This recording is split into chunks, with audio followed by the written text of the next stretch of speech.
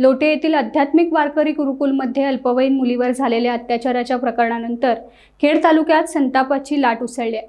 या घटनेनंतर पीडित मुलगी आणि तिच्या पालकांनी न्यायासाठी थेट खेड तालुका शिवसेना कार्यालय भरणे येथे धाव घेतली। त्यांनी शिवसेना पदाधिकाऱ्यांना आपली व्यथा सांगत न्याय मिळवून देण्याची मागणी केली आहे। या घटनेची दखल घेत शिवसेना जिल्हा प्रमुख शशिकांत चव्हाण यांनी तात्काळ मुलगी आणि तिच्या पालकांची भेट घेतली। त्यांनी या प्रकरणात पूर्णपणे पाठिंबा देण्याचे आश्वासन देत पीडित मुलीच्या शिक्षणाचा संपूर्ण खर्च शिवसेना संघटनेच्या वतीने उचलला जाणार असल्याची घोषणा केली।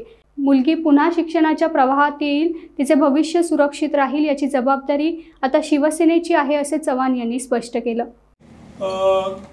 काल खेड पोलिसाला एक तक्रार आली।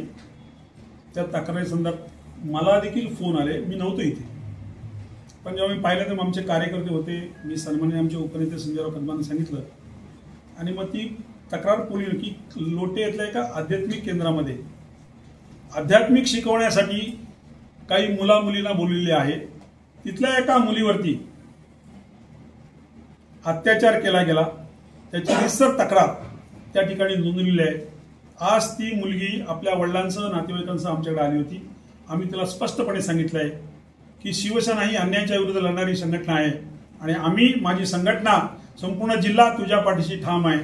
तुला न्याय मिळवून देण्यासाठी जे जे करावं लागेल ते आमची शिवसेना नक्कीच करेल, एवढं आश्वासन मी त्या मुलीला दिलं आहे। आणि त्या मुलीला एवढंही सांगितलंय की बघ, आज तुझ्यावर अन्याय झालाय, तुला दुसऱ्याला जायला लागतं, पण यापुढे तुझ्या शिक्षणाचा सारा खर्च ही माझी शिवसेना संघटना करेल। तू देखील वकील हो आणि याच्या पुढे ज्या कुठल्या माझ्या म्हणजे मुलींवरती, महिलांवरती अत्याचार होईल, कुणा अत्याचार, त्यांच्यासाठी तू त्यांची ढाल हो आणि त्यांच्याबद्दल लढ, अशा प्रकारचे देखील आम्ही त्या मुलीला सांगितलं।